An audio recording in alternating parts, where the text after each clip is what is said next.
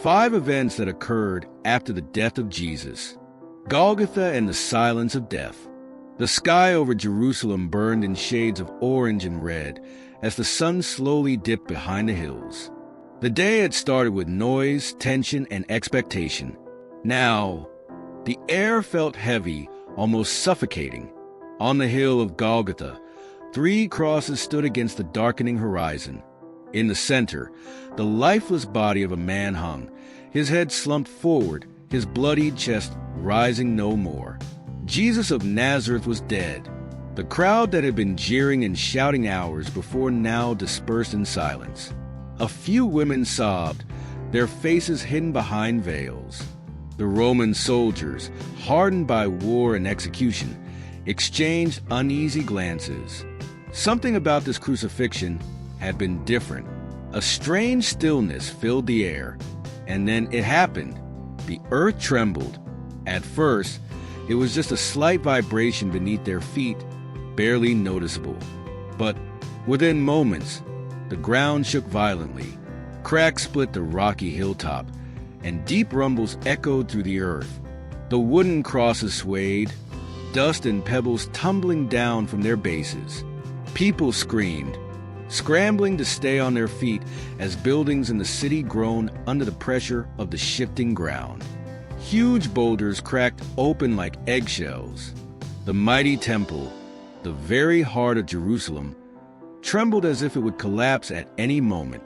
The centurion standing by the cross widened his stance, gripping the hilt of his sword. He had seen many things in his years of service, war, rebellion, death, but never had he witnessed a very earth revolt like this. Somewhere in the city, a mother clutched her child, whispering prayers. Merchants abandoned their stalls, their goods spilling onto the streets. And then, as suddenly as it had begun, the trembling stopped. A heavy silence fell, but deep in the hearts of those who had witnessed it, fear lingered. This was no ordinary earthquake. It was as if the world itself had cried out in grief. And this was just the beginning. The dead came back to life. While the city still reeled from the earthquake, another shocking event was unfolding. Beyond the city walls, in the burial caves carved into the hills, something stirred. At first, it was a low, eerie creaking, like with splintering under pressure. Then came the sound of shifting stones. And then the tombs opened. People gasped in horror as they saw massive stones rolling away from the entrances of graves. Dust swirled in the air. And then, one by one, the dead stepped out. Not ghosts, not shadows.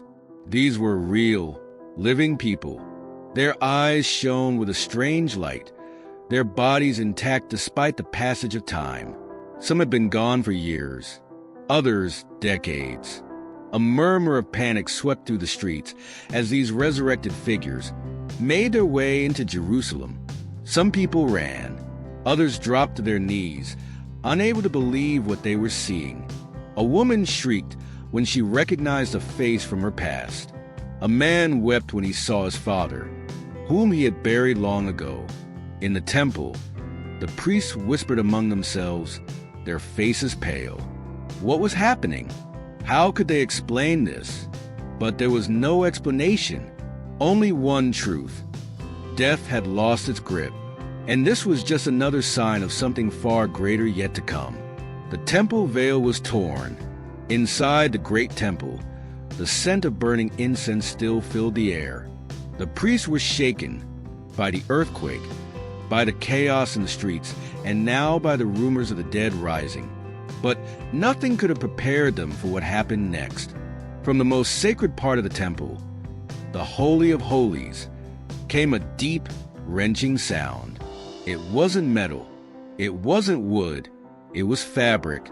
The massive, thick curtain that separated the presence of God from the people, an untouchable barrier, was being torn in half. From top to bottom, it wasn't a small tear. It wasn't the work of human hands. It was a declaration. The priests fell to their knees in shock as the curtain split completely, revealing the Holy of Holies. the place no one but the high priest was ever allowed to enter. For generations, that veil had symbolized the separation between humanity and God. And now, it was gone. Some priests scrambled to gather the fabric, as if they could somehow mend what had been destroyed. Others simply stared in terror, because they knew something greater than their traditions, greater than their laws, was happening. Darkness covered the land. At noon, the sun should have been at its highest, its heat bearing down on the city. But instead, the light vanished. It wasn't like a normal sunset. It wasn't a passing storm. This was thick, heavy darkness, swallowing everything. It came fast. One moment, people were shielding their eyes from the midday glare. The next, they could barely see their own hands in front of them. Shadows stretched unnaturally across the ground. Oil lamps flickered in the streets, but their flames barely cut through the suffocating blackness. In the temple, the priests whispered ancient prophecies. Hadn't the prophet Amos warned of a day when the sun would go dark at noon? Mothers clutched their children. Merchants abandoned their goods. Soldiers who feared nothing now shifted nervously, gripping their weapons. The world felt wrong, as if creation itself was mourning. The light of the world had been extinguished, and the whole universe seemed to know it. But in the midst of the darkness, one man began to see the truth. The centurion saw the truth. The Roman centurion had seen plenty of men die. He had witnessed beggars, thieves, and rebels nailed to crosses. He had watched as they screamed, cursed, and begged for mercy. But this man, Jesus, had been different. He hadn't pleaded. He hadn't cursed as executioners. He had spoken of forgiveness. He had accepted his fate without fear. And then, the moment he died, the whole world had changed. The ground had shaken. The sky had turned black. The dead had risen. The centurion gripped his sword tighter, staring at the empty cross. His heartbeat pounded in his ears. And suddenly it hit him. This was no ordinary man. He dropped to one knee, his voice barely more than a whisper, but filled with certainty. Truly, this was the Son of God. The other soldiers looked at him, some in confusion, others in fear. But the centurion didn't move, because he knew nothing would ever be the same again, the beginning of something greater. The events that followed Jesus' death weren't just random disasters. They were signs, loud and clear, that something world-changing had just happened. The earth shook, the dead rose, the temple veil tore, darkness covered the land, and a hardened soldier finally saw the truth. And here's the real question.